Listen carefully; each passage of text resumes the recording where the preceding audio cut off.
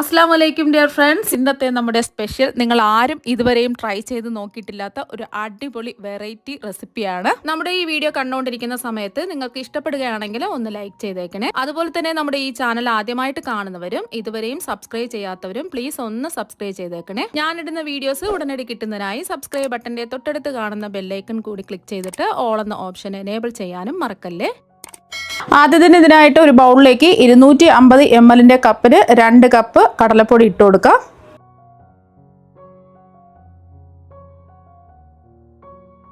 ഇതുപോലത്തെ ഒരു അളവ് കപ്പ് ഇല്ലാന്നുണ്ടെങ്കിൽ വീട്ടിലുള്ള ഏതെങ്കിലും ഒരു ഗ്ലാസിന്റെ അളവിൽ ബാക്കിയെല്ലാം അളന്നിട്ട് എടുക്കുക. കടലപ്പൊടി എടുക്കുന്ന സമയത്ത് അരിച്ചിട്ട് വേണം എടുക്കാൻ.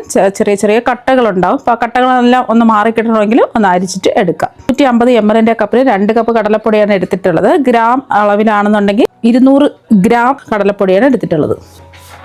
നമ്മൾ ഏത് കപ്പിലാണോ കടലപ്പൊടി അളന്നെടുത്തിട്ടുള്ളത് ആ കപ്പിന്റെ അളവിൽ തന്നെ 1 കപ്പ് പാൽ ഒഴിച്ചു കൊടുക്കാം. പാലെടുക്കുമ്പോൾ നല്ല കട്ടിയുള്ള പാലെടുക്കുക.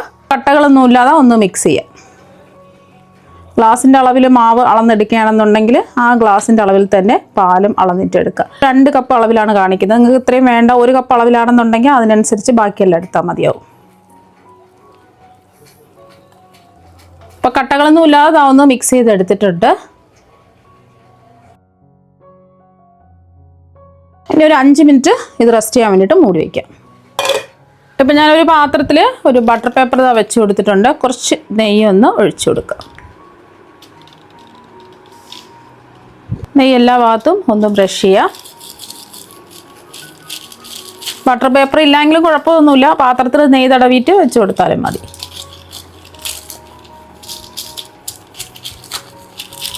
നെയ്യ് ബ്രഷ് ചെയ്ത് കൊടുത്തിട്ടുണ്ട്.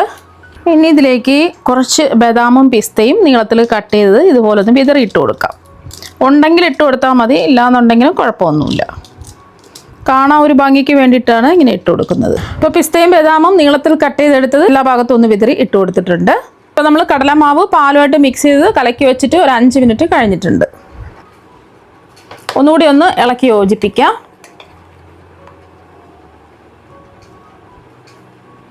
ഇനി ഒരു പാനിലേക്ക് 250 ml കപ്പിന് 1/2 കപ്പ് നെയ്യ് ഒഴിച്ചു കൊടുക്കാം. നിങ്ങൾക്ക് വേണമെന്നുണ്ടെങ്കിൽ 1/4 കപ്പ് നെയ്യും 1/4 കപ്പ് എണ്ണയും എടുക്കാവുന്നതാണ്. നെയ്യ് ഒരുപാട് അങ്ങ് ചൂടാവരുത്. ജസ്റ്റ് നെയ്യൊന്ന് ചൂടാവുന്ന സമയത്ത് ഇതിലേക്ക് നമ്മൾ കലക്കി വെച്ചിരിക്കുന്ന കടലമാവിൻ്റെ മിക്സ് അങ്ങ് ഒഴിച്ചു കൊടുക്കാം. ഇനി മീഡിയം ഫ്ലെയിമിൽ വെച്ചിട്ട് ഇത് കൈവിടാതെ ഒന്ന് ഇളക്കി കൊടുത്തുകൊണ്ടേയിരിക്കാം. ഇപ്പോൾ ഫ്ലെയിം കുറച്ച് വയ്ക്കുക. ഇതുപോലെ ജസ്റ്റ് ഒന്ന് കുറുക്കി വരുന്ന സമയത്ത് പെട്ടെന്ന് തന്നെ കുറുക്കി കിട്ടും. ഒരു 1/4 കപ്പ് റവ ഇതിലേക്ക് ചേർത്ത് കൊടുക്കാം. വറുക്കാത്തതോ വറുത്തതോ ഏത് റവ വേണമെങ്കിലും എടുക്കാവുന്നതാണ്. നിങ്ങൾ 1 കപ്പ് അളവിലാണ് ചെയ്യുന്നതെങ്കിൽ ഒരു 1.5-2 ടേബിൾ സ്പൂൺ റവ ചേർത്ത് കൊടുത്താൽ മതിയാവും. റവയും കൂടി ചേർത്ത് നന്നായിട്ടൊന്ന് മിക്സ് ചെയ്യാം. റവയും കൂടി ചേർത്ത് 1-2 മിനിറ്റ് ഒന്ന് ഇളക്കി കൊടുത്തിട്ടുണ്ട്. ഇനി നമുക്ക് ഫ്ലേവറിന് വേണ്ടിയിട്ട് 1 ടീസ്പൂൺ ഏലക്കപ്പൊടി ചേർത്ത് കൊടുക്കാം. ഞാനിപ്പോൾ ഇത് പഞ്ചസാരയും കൂട്ടി ചേർത്ത് പൊടിച്ച ഏലക്കപ്പൊടിയാണ് 1 ടീസ്പൂൺ എടുത്തിട്ടുള്ളത്. സാധാരണ ഏലക്കപ്പൊടിയാണെന്നുണ്ടെങ്കിൽ ഒരു 1/4 ടീസ്പൂണൊക്കെ ചേർത്ത് കൊടുത്താൽ മതി. ഏലക്കപ്പൊടിയും കൂടി ചേർത്ത് ഒന്ന് മിക്സ് ചെയ്യാം. ഇത് നമുക്ക് പൊടിയായിട്ട് വരണം. അതുവരെയും ഫ്ലെയിം കുറച്ച് വെച്ചിട്ട് ഇങ്ങനെ ഇളക്കി കൊടുത്തുകൊണ്ടിരിക്കാം. നമ്മൾ ഇളക്കി കൊടുക്കും തോറും ഇത് നല്ല പൊടിയായിട്ടായി മാറും.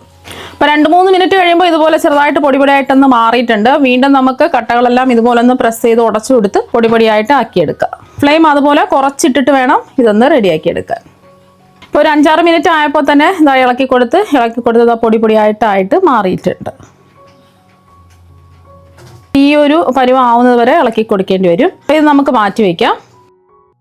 ഇനി ഒരു പാത്രത്തിലേക്ക് 250 ml കപ്പിന് 1 കപ്പ് പഞ്ചസാര ഇട്ട് കൊടുക്കുക.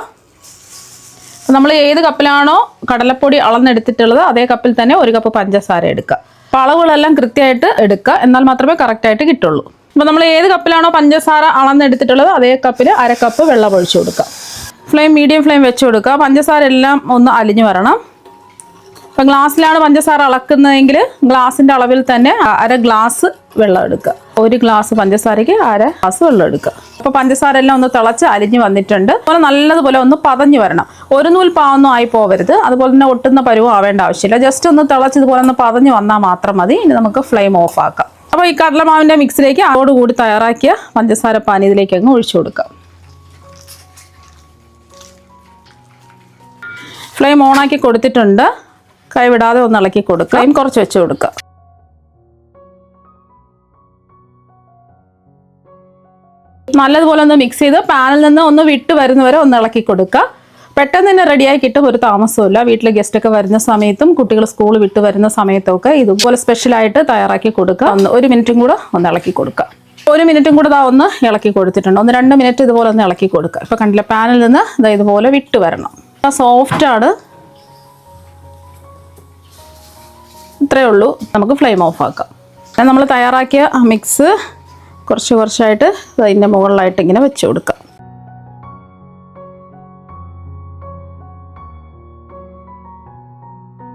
നമുക്ക് പെട്ടെന്ന് ആ ചൂടോട് കൂടി തന്നെ ഒന്ന് ലെവൽ ചെയ്ത് കൊടുക്കാം. ഏതെങ്കിലും പാത്രത്തിൽ ചെയ്തിട്ട് എടുത്താലും മതി. അപ്പം എല്ലാം ഒന്ന് ലെവൽ ചെയ്ത് എടുത്തിട്ടുണ്ട്. സൈഡൊക്കെ ഇതുപോലെ നാക്കി കൊടുക്കുക. അപ്പോൾ നല്ല ചൂടാണ്, ഇതിൻ്റെ ചൂട് നല്ലതുപോലെ ഒന്ന് മാറട്ടെ. ഇപ്പം ഇതിൻ്റെ ചൂടൊക്കെ നല്ലതുപോലെ മാറി സെറ്റായിട്ട് വന്നിട്ടുണ്ട്. വേണമെന്നുണ്ടെങ്കിൽ നിങ്ങൾക്ക് ചൂട് മാറിയിട്ട് ഫ്രിഡ്ജിൽ അരമണിക്കൂർ വെച്ച് സെറ്റ് ചെയ്ത് എടുക്കാം.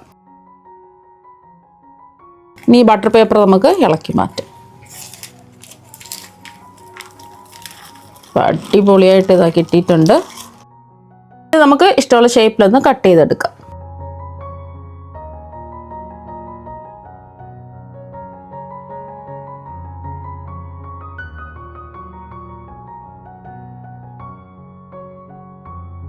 ഇനി ഇത് ചെറിയ കഷ്ണങ്ങളായിട്ട് ഒന്ന് കട്ട് ചെയ്യാം.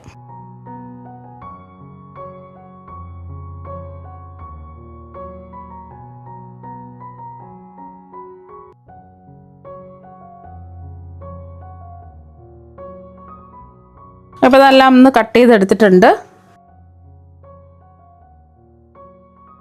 കണ്ടില്ലേ, നല്ല അടിപൊളിയായിട്ട് കിട്ടിയിട്ടുണ്ട്. നല്ല സോഫ്റ്റ് ആണ്. വായിലിട്ടാൽ തന്നെ അലിഞ്ഞിറങ്ങും, അത്രയ്ക്ക് നല്ല സോഫ്റ്റും ടേസ്റ്റും ആണ്. അപ്പോൾ നിങ്ങൾ എല്ലാവരും ഇതുപോലെ ഒരു പ്രാവശ്യം ഒന്ന് ട്രൈ ചെയ്ത് നോക്കുക. തീർച്ചയായും നിങ്ങൾക്ക് എല്ലാവർക്കും ഒരുപാട് ഇഷ്ടമാകും. അപ്പോൾ നമുക്ക് മറ്റൊരു വെറൈറ്റി വീഡിയോ ആയിട്ട് വീണ്ടും കാണാം. താങ്ക്